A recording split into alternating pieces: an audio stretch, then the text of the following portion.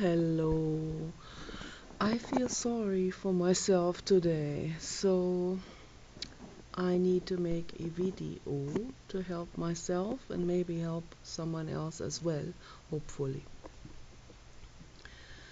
I have gone through many years of therapy and including primal therapy, which took most of the time of my therapy, and that was like over 10 years that I practiced primal therapy at the center in LA and also on my own and with my friends in their primal rooms and so on. So primal rooms are soundproof rooms, and I had to give it up because I moved. I couldn't take it with me. And an amazing soundproof room. I wished I had that here now. That would be very helpful. That would have helped us. It would have spared us a lot of trouble and screams and crying at night and all these things, including nightmares. I could have just gone in there, I could have screamed it out, and my dog and my husband would not have to suffer from that, and so on. Anyway, yeah, it's better to scream it out than bottle it in either way, but never act it out on someone else. Never scream at anyone and never hurt anyone. Never hurt anyone's feelings and never hurt anyone's body and never go at anyone out of the spur of a moment or a knee-jerk reaction or whatever, aggression that people have. That is not helping the world to act it out on someone else. But it doesn't help to bottle it in either. People get very sick. They get immune illnesses of the worst, the C word. If they bottle that in, it's true. I've seen this many times in person and on the internet. I've talked to those people. I know what's going on with those C word patients. They got there for a reason. It's not blame. It's just an observation that they bottle things in their whole lives, and they bottle in the worst type of abuse, and they don't even blink their eyes. They don't say anything. They just obey, and they even feel tremendous pressure from inside to keep it bottled up and not to ever show that they have been hurt. That's a double vice when that happens. I've talked about this many times. This is very serious. It's not only in regards to people with immune illnesses. This is in regards to people who will bottle something up into a type of like a spring, like a metal spring, those metal springs when you squish them down, and when whatever holds them down it fails, then the spring will pop up with extra force. So yeah, like a revolver. So, and that's what happens in people's brains also. Some people have revolver brains, like Elliot Rodger. So he didn't get sick because he started to plan attacks on the public. And we see it's happening every day now, like twice a day or 3 times a day in the world. And it's going to increase. The revolver effect is going to increase unless we allow ourselves to let this flow out, not at someone else, but in a safe place, either a primal room, soundproof room with padded walls, or your bedroom, your mattress, your pillow, You can pound against your pillow with your fists, but make sure you close your door and you close your window, and make sure that your family members, animals and humans are safe, and make sure that they're not worrying about you. Make sure that they're in a different room and sleeping or feeling good. So, and then you let this is very important. This is what I'm talking about here. To not involve someone else. This also includes not wanting someone else to see you hurt. There's already the ego again tricking when the ego says, I'm gonna show them. It's like people jumping from the bridge have that thing going on. I'm gonna show them. Suicide in most cases is coming from that egoic, angry revenge feeling. I'm gonna show them. I'm gonna take revenge. They're gonna see. You know, so they can be crying on my grave or whatever. This is just self-trickery. That's not leading to anything. Don't involve anyone, neither physically nor emotionally. Don't want anything from anyone. Let them go in peace. Let them be in peace. Look after them. Make sure they're safe. And deal. This is very important. This is an energetic situation. So there's energy in all of these things.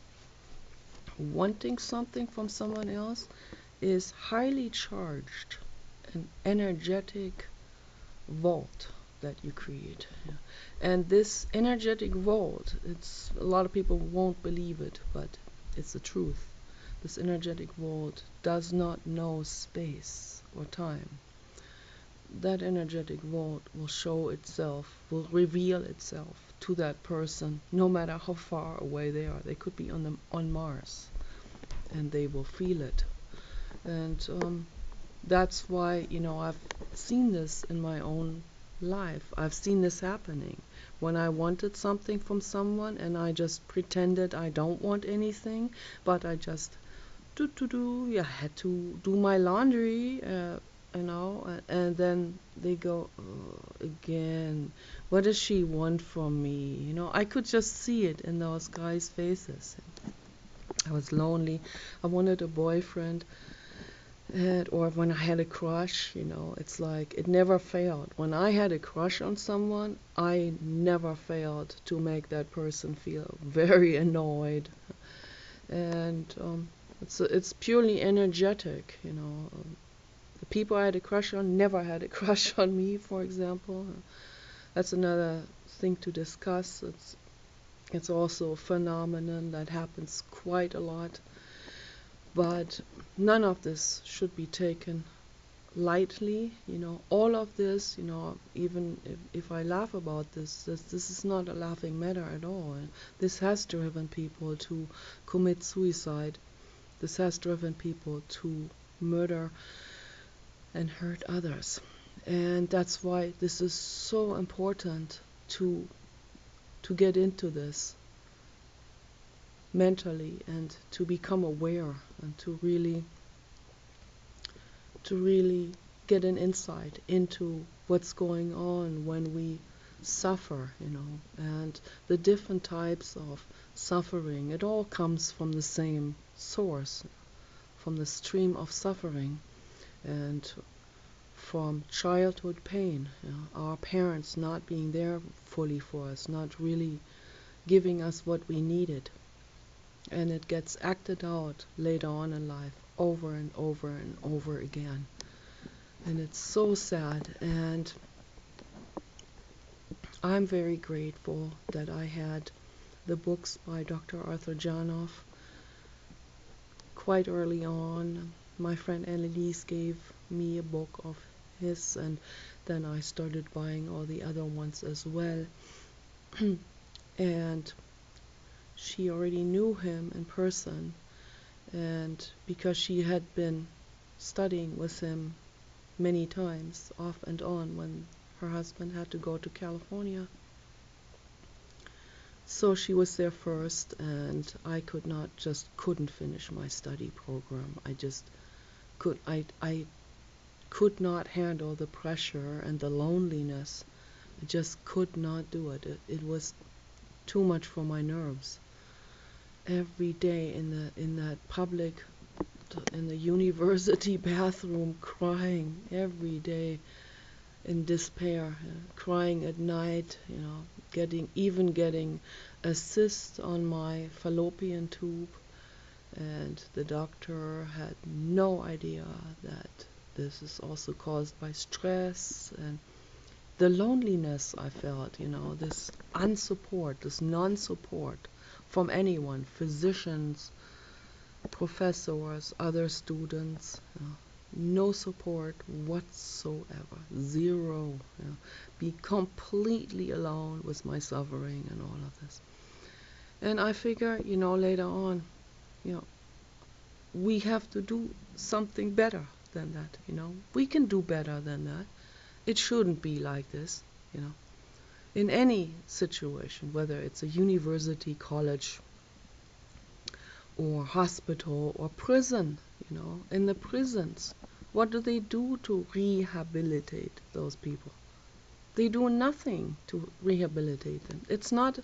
This is not a rehabilitation, what they're doing. This is not helping people at all. The most of those programs, there are some more progressive ones that allow more progressive approaches, but most of them are completely in the dark in regards to really helping someone and really understanding someone and not judging. It's that the judgment, this judge hammer, like condemning someone and saying, oh, you are just a bad person or something, has never led to any progress at all. It only has led to more war and more violence and more suffering. Okay? And I see all of this from a bird view perspective. And that's why I would like to inspire other people to move things forward towards making everything better, towards healing, real healing. And real healing can only happen if we are not judged. If someone is not standing next to us with the forefinger like this saying, you bad person, or whatever. Yeah. Whatever words they use, slut or criminal or whatever. People are coming from a specific story with everything they do. So I am not the cheek holder either. I am not someone who says, oh no, that's their story, let them continue with their raping. That is not me at all. So in that sense, I am not liberal at all. Not at all. I don't see any progress made with the so-called, some liberals call themselves progressive. That's not progressive. My idea of the real progressiveness is if we look at the situation the way it really is and not philosophize things and brush it all off and brush off your responsibility in things and say, oh, I'm not going to interfere because I'm not going to sign a petition. I've heard people say these things. I'm not going to sign a petition because people should not be judged. They're already suffering. That's not going to lead us anywhere, or that's not going to lead us towards progress at all. That's just shedding responsibility. And some people say this because they're young and they don't know better, So, and unfortunately, our society does not teach any rational sense solutions. So I don't know if these people will eventually find their way to the rational sense solution. It took me a long time to come to this. So that's why I can never say I belong to either liberals or conservatives. I consider myself progressive in the real sense. Futuristic, yeah, we can call it that way. But why put it into the future? Why make it into some kind of utopian thing if we can fix it now, if we can become that right now, if we have the tools to make it better right now, the tools in terms of knowledge. So I share that with everyone all the time, every day on the internet, everywhere I go, where I see, here, this, they're dabbling with something. Let me explain, because I see it from the bird view. A lot of times people would take terrible offense. I can't worry about that. I can't worry about tippy-toeing around other people when there's the world is suffering. We don't have time with this. I'm not hurting anyone. I'm hurting some people's egos. But it's the egos that are standing in the way. It's the egos that are causing so much suffering in the world in the first place. That's what we want to dissolve. I'm not against people. Don't identify yourselves with your egos. That's a mistake to do this. You are not your ego. Your ego is just a petty attempt to defend the hurting inner child. It means well, but it stands completely in your way of making progress, of healing, of true healing. So that's why I want to offer with this video just I don't know. I'm gonna try to. It's just an attempt to help with this meditation. Yeah. So I don't know what else to do. It's just I'm also hurting, and maybe I can show you on my own personal example how I do it.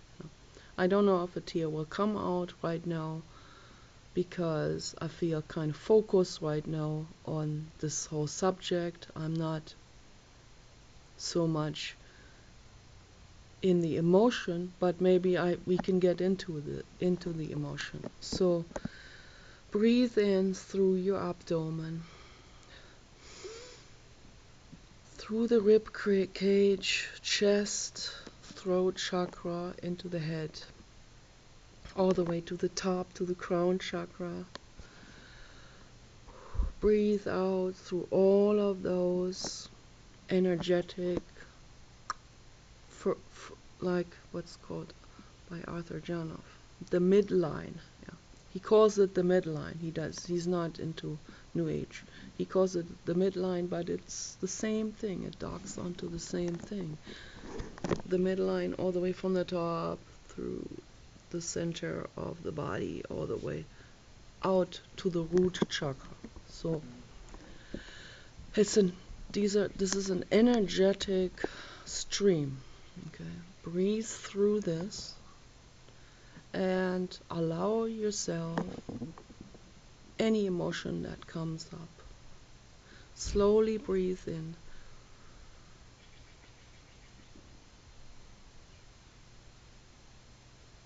Hold the breath for a few seconds and then release the breath slowly. Always slowly. Never. I did a therapy once with this woman. She did this very like a hyperventilating thing, and it may have helped some people. For some people it may have been good because they needed to let anger out. They had bottled up anger that they would never release. That doesn't apply to me, fortunately. So I need to get into slow breathing, and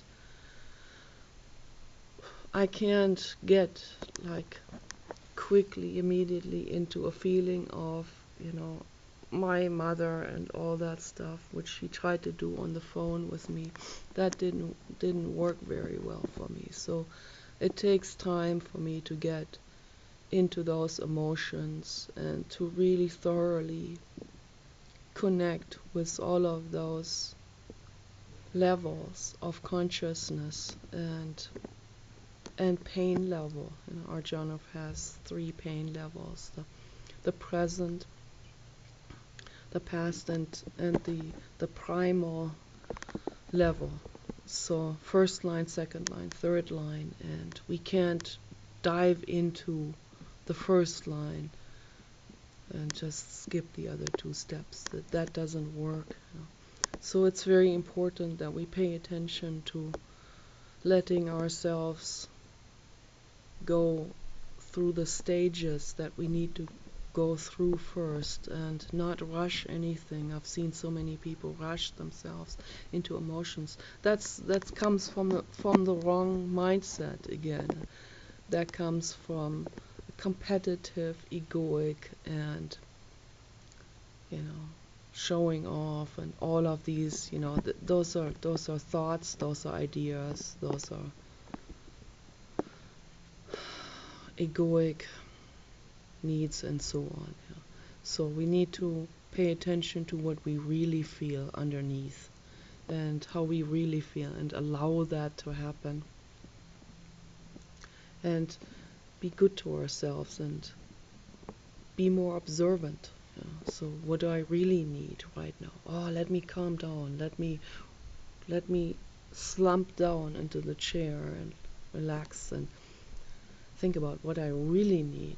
Do I really need to do my laundry? Let's just use this example. We were traveling. Do I really need to do my laundry right now? I see these guys are in that laundry room, for example. Do I need to, or do I just want to go in there because I want to see those guys? And they can already smell it from Mars to here that I just that I'm needy, that I just want their attention and so on, that I want to connect with them. That's super annoying. That never connects you to anyone. The real connection comes when you allow yourself to really feel how you feel. Then the other person will see, oh, I didn't know that was a real living being. I thought that was an alien of some sort, some kind of, whatever, I don't know, creep or some kind of whatever people think of someone else, some kind of mysterious woman or some kind of, oh, she's this or that, like a concept about a person. And then when you let yourself really feel something, then the other person sees, oh, there's a real living being. And I see she doesn't have some kind of agenda or something. No, I see she just there with herself, and she is allowing the emotions. The ego is very tricky.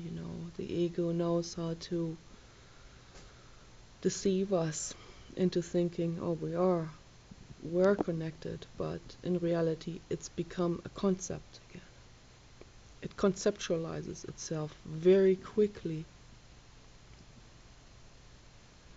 I've seen that so many times with myself, and then I go, oh, I did that. This happened again. Oh my gosh, this is tricky. But I see it now, and I now I have the chance to heal it, to make it better.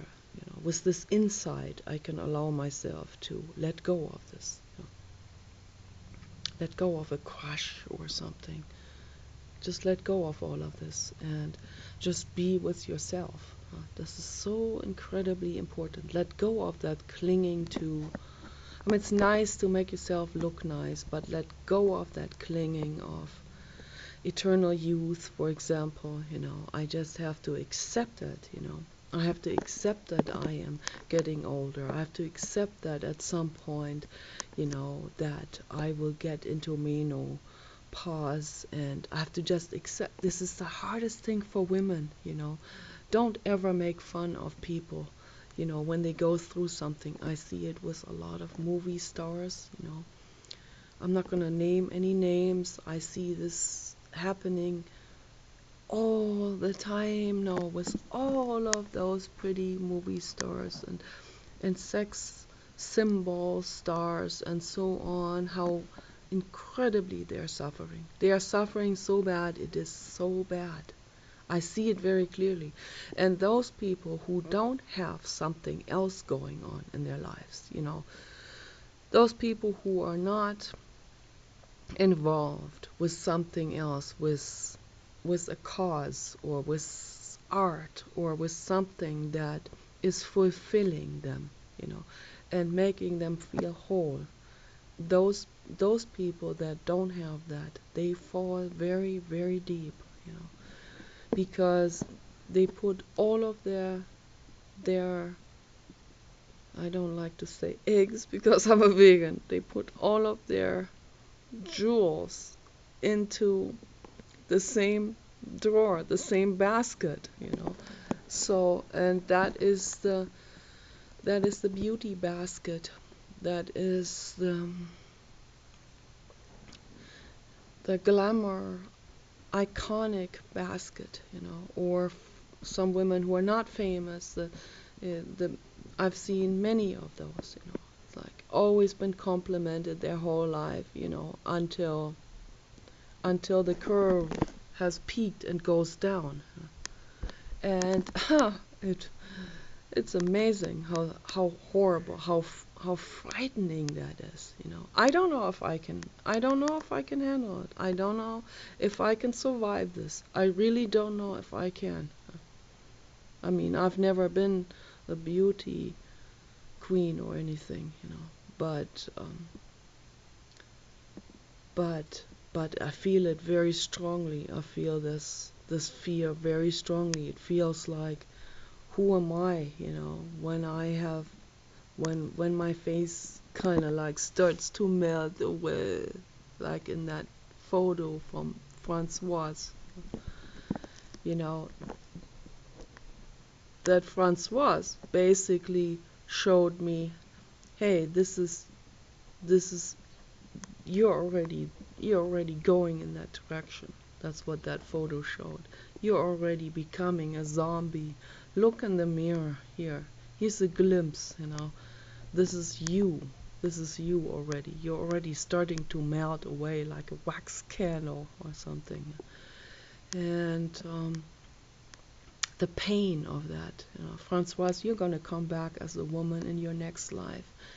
And as a straight woman and very pretty. And you're going to have to experience what it's like to get older, to get into your 50s and feel it and feel, yeah. How else are you going to understand someone like this? Right now, you only see your own point of view. You only see your own suffering, your own needs, your own personal wishes. You don't see the other person. You don't see someone else with their needs. You intellectualized it. Like, I'm a feminist. Yes, I am there for the women and so on. But you're not there at all. I don't know about your wife, but I know just from talking to you how you made me feel. I felt like energetically left in the dust all the time. I felt like I'm talking to some kind of mechanism. I'm talking to someone who's into himself.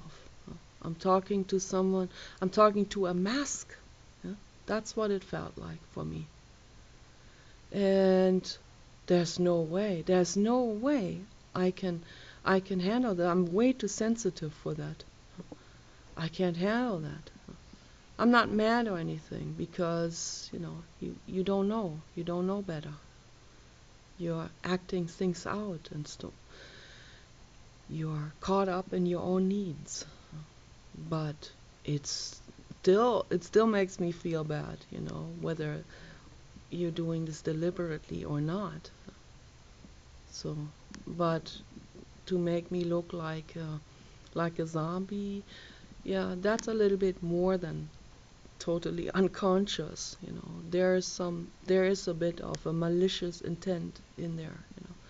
That was meant to hurt me. That was definitely aimed at making me feel real rotten about myself, and that's like, you know, that's what happens when people reveal some vulnerability to someone else, and the other person takes advantage of it and rubs it in and says, yeah, you are ugly, yeah, you are old, in the most covert and vicious ways. And that is sadistic, plain and simply, And that's an act out. And I don't know how conscious you are about this, but that was definitely aimed at hurting me, and you know it. You are aware of that. Why do you do it? If you have an issue with me, just stop talking to me. That's the easiest thing to do. Just don't write anymore. So, but you kept writing. So, obviously there was a conflict between needing some intellectual friend to talk to, needing some kind of, yeah, I don't know. You need to have had the acknowledgement, that I say, yeah, you're cute, and you needed the acknowledgement. But what about the other person? What about me? What about my feelings? Yeah. So obviously you wanted to hurt me. It made you feel powerful. Maybe that's what it is. Maybe it's not retaliation. Could be retaliation too, because I mentioned the unconscious and due to Krishnamurti, the talks and so on. That I saw an immediate, very hasty response, a very, very, very harsh brushing off and quick resistance towards that, and almost a little bit in a panic. So, yeah, that's why I thought maybe retaliation. So maybe it's a combination of things, retaliation and wanting to have power. But I think it's mainly, you mainly want power over people. And if you can take advantage of their vulnerabilities that they have shared with you, that they have confided into you, then you'll feel a sense of triumph over that other person, and you can feel the sense of you are still young and you look good and you are beautiful, you are cute and you are desired, and the other person is not. The other person is ugly and disgusting and unattractive and so on. And that makes you triumph over me, because I'm old and you are young, and so in that sense, and very painful for me, very painful. I cried rivers over this, and I have to protect myself. But I think it's important that I make these videos because other people need to know too. We need to not be in the dark about these things anymore. And I do see you too. I see your pain. I see you mainly as danger to me. I have to admit that. This is very dangerous. This is very damaging for me. I'm trying to heal. I don't want to be around people who are damaging me any further, who are hurting me any further. But I see that obviously you wouldn't be doing what you're doing if you were feeling grounded and well. So you are coming from a hurt. You're doing this because you're hurting, and the whole hurting process is very unconscious, and you want to keep it that way. You even told me that. So you like to hide yourself in the intellectualism, in the cynicism, Intellectualism is good, but cynicism is not good. Passive aggression is not good. That's violence, and it adds to the whole violence in the world. You keep doing this, you add to more violence. The violence stops with me, but not everyone is like me. Not everyone is an indigo who can stop that violence, who can consciously stop it with themselves. But I am inviting you, Francoise, and everyone else to become aware of this and to stop the violence. If you feel hurt by someone, just say to yourself, I am not pitching into this cycle of destruction now. I am not giving them more violence in form of sarcasm and snarkiness and passive aggressive responses or sneaky ways of telling someone that they're ugly and bad and old and loser and whatever. So I'm not gonna do it. I'm not going to aggravate that cycle of destruction. I am snapping out of it. I am, and that's what I want to tell you is, the only path we have is the path forward and towards the light. I know this always sounds and always gets brushed off as New Age stuff. Okay. Can we just this time not bring this in as a defense mechanism, as a form of resistance, as an opportunity to resist, to say, oh, this is woo, wee, woo, whatever, voodoo, New Age. No, it's not. This is total truth. This is reality. Okay, we're dealing with an energetic soup here. Okay, the entire existence, the infinite universe is an energetic soup. It's like being in water. Okay, there is no empty space anywhere. Okay, there is no nothingness. Nothingness does not exist. Just like everything, the word everything doesn't exist. Things flow, and they're flowing constantly in a soup of energy, of energetic particles that are interlinked. Particle connection, particle phones, particle touching each other, causing chain reactions, causing trigger effects, causing vibrations, causing vibrational patterns.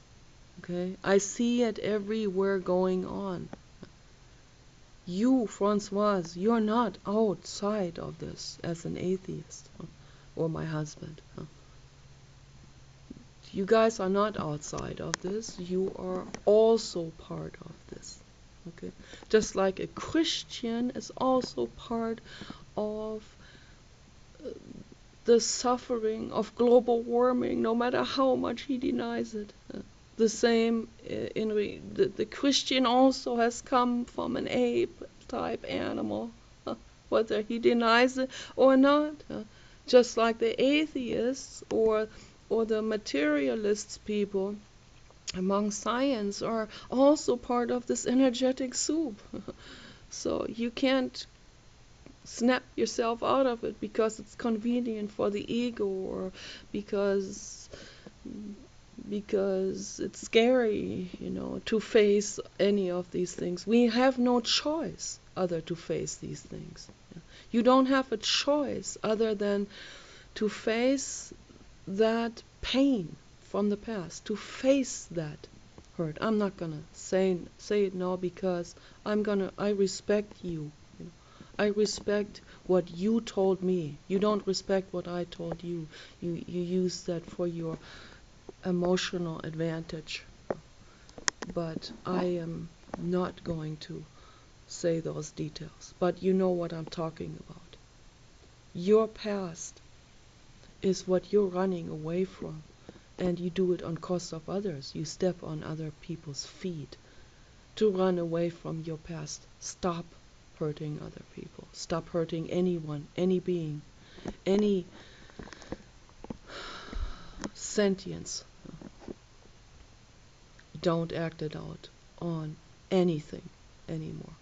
And go within yourself and look at it and look at what's going on. There's a bird out there. The bird looked at me like this. What's going on? So, yeah. Come back as a bird, or you know, come back as a woman. And yeah, it's too bad we have to experience these things firsthand before we really understand it, before we see that the other person in front of us is a living being with feelings too. So you guys take care. Bye.